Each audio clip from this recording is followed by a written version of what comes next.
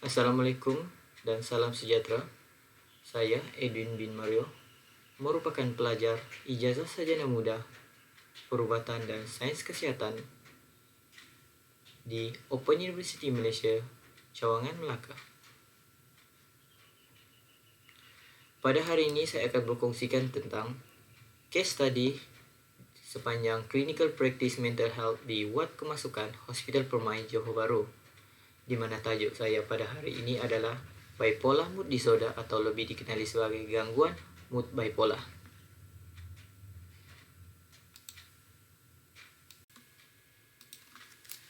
Bipolar mood disorder seperti yang dapat dilihat pada slide terbahagi kepada beberapa bahagian, di mana pada hari ini saya hanya akan berkongsikan atau akan menerangkan tentang bipolar disorder 1, iaitu perubahan siklik antara mania dan major depressive disorder yang dihadapi oleh seseorang.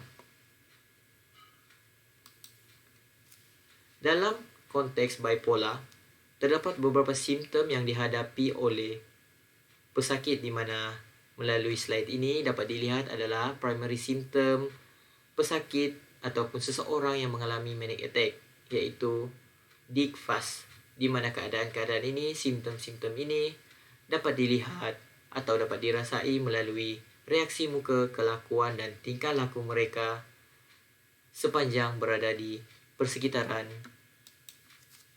Seterusnya adalah reaksi ataupun reaksi pada wajah yang dialami atau yang ditujukan oleh pesakit-pesakit ataupun mereka yang mengalami masalah bipolar ini,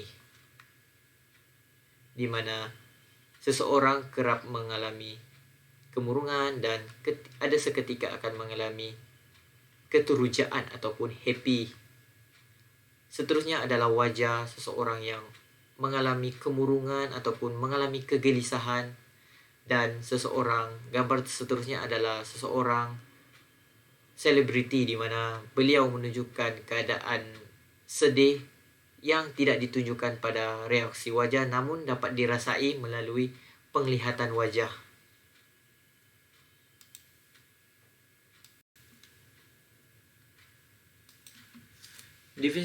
Definisi bipolar disorder 1 adalah keadaan episod manik yang berlaku sekurang-kurangnya 7 hari ataupun gejala ini dapat dilihat semakin teruk atau keterlaluan sehingga perlu mendapatkan rawatan di hospital. Keadaan ini juga merupakan satu keadaan ataupun episod kemurungan yang dihadapi oleh seseorang sehingga memakan masa sehingga 2 minggu, di mana gangguan ini dirasa semakin teruk atau semakin keterlaluan apabila seseorang melalui perasaan ataupun mania menuju kepada keadaan depression ataupun kemurungan yang semakin tidak dapat dikawal. Seterusnya, untuk case study yang saya telah dapatkan adalah seperti berikut. Perkara pertama yang telah saya lakukan adalah General Health History, pengambilan kesihatan umum keseluruhan, di mana untuk history taking saya telah mengambil case ini kerana case ini merupakan satu kemasukan ataupun rujukan case melalui BDM, iaitu bilik daftar masuk, ke ward Balsam C, iaitu ward admission, pada 20 Februari 2021 pukul 4.15 petang, di mana case ini menggunakan borang 3, iaitu borang kemasukan tidak rela ataupun tidak sukarela, di mana telah ditandatangani oleh abang pesakit sendiri, dan borang 4 merupakan arahan daripada pegawai perubatan yang memeriksa pesakit tersebut. Data yang diperolehi adalah melalui temu bual kepada pesakit, keluarga, dan juga fail lama pesakit ataupun rekod sebelum ini.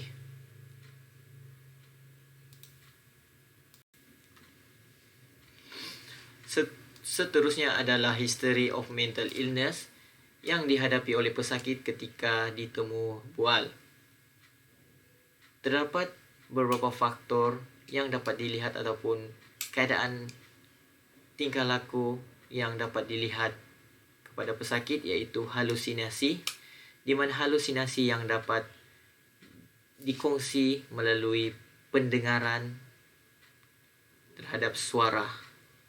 Seterusnya adalah grandiosity, iaitu keadaan kelebihan ataupun pesakit mengalami sesuatu perkara yang terlalu general, terlalu melebih-lebih. Dan juga seterusnya adalah keadaan kesukaran tidur yang dihadapi oleh pesakit sepanjang mengalami bipolar ini.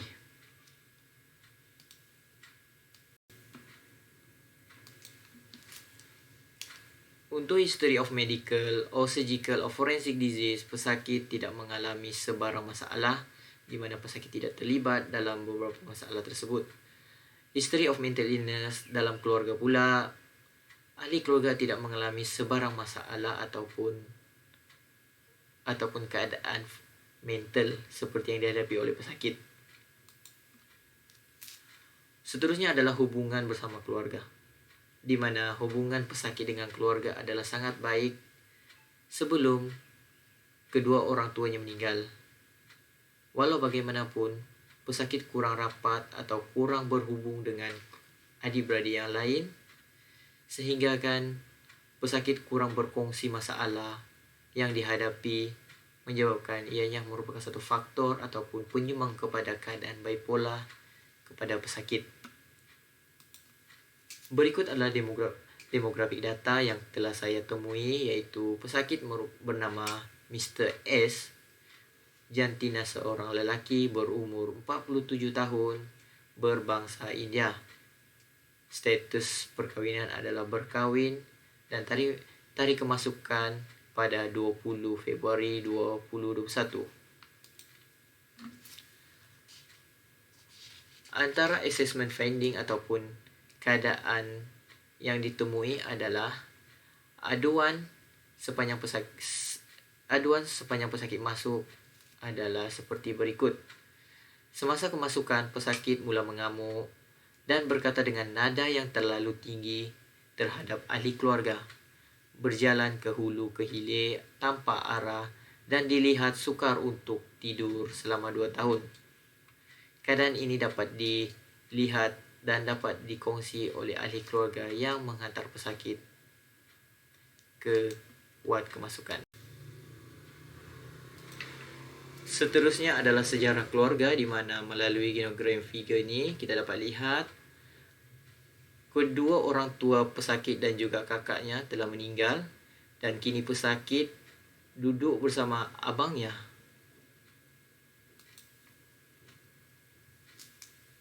Sejarah mental illness dalam kalangan keluarga, di mana ahli keluarga tidak mengalami sebarang masalah. Seterusnya keadaan relationship with family, di mana seperti yang saya telah nyatakan tadi, hubungan pesakit dengan keluarga adalah sangat bagus sebelum kematian kedua orang tuanya, dan pesakit kurang untuk berkongsi masalah atau kurang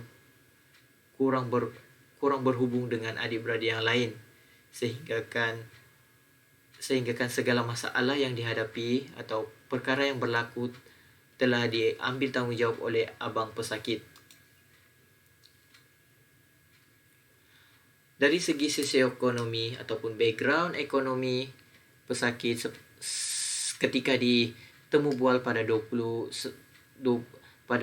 Februari bersama pesakit merupakan golongan kelas pertengahan, di mana pesakit tinggal bersama istri di rumah teres yang dimiliki oleh abang beliau, dan keadaan rumah yang sangat selesa, 2 bilik dan 2 bilik air. Pesakit tidak mempunyai pekerjaan yang tetap kerana sering mengalami masalah serta merupakan pesakit mental yang perlu berulang alik ke hospital Permai.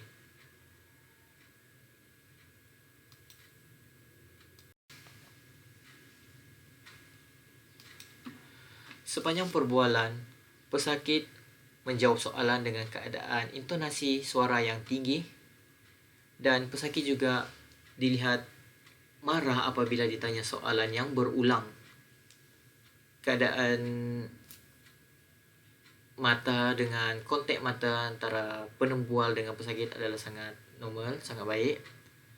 Mood pesakit adalah sedikit marah apabila diajukan soalan kepada beliau. Seterusnya adalah pasien menunjukkan keadaan wajah yang kurang senang, irritability, dan juga perceptual disorder. Keadaan halusinasi yang dihadapi oleh pesakit ialah pesakit mendengar suara seorang wanita yang menyuruh beliau untuk melakukan kesakitan terhadap isteri etiologi, di mana terdapat 3 faktor utama, iaitu predisposing. Pesakit mengalami tekanan ataupun rasa kurang bersemangat kerana telah berkahwin sehingga umur 31 tahun dan tidak mempunyai cahaya mata. Seterusnya faktor kematian, di mana kematian terhadap kehilangan kedua orang tuanya. Faktor seterusnya ada precipitating factor, iaitu keadaan masalah kewangan yang dihadapi oleh pesakit dan juga keadaan berhenti kerja yang dialami oleh pesakit.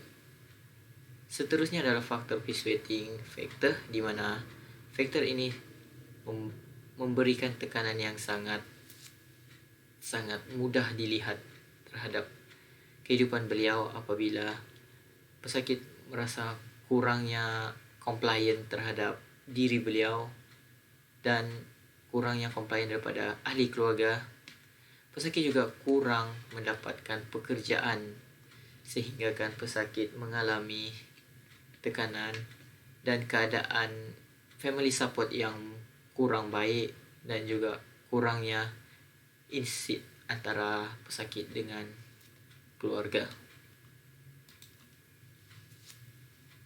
Untuk kes ini terdapat beberapa jenis-jenis treatment ataupun rawatan yang telah diberikan kepada pesakit. Seperti yang telah dikongsikan adalah pharmotherapeutic treatment, iaitu bantuan ubatan yang juga diberikan kepada pesakit seperti IM midazolam 10 mg dan juga IM Phenergen 25 mg terhadap pesakit, dan juga ubat oral iaitu tab olanzapine zydis iaitu dos 5 mg sepanjang TDS seharilah.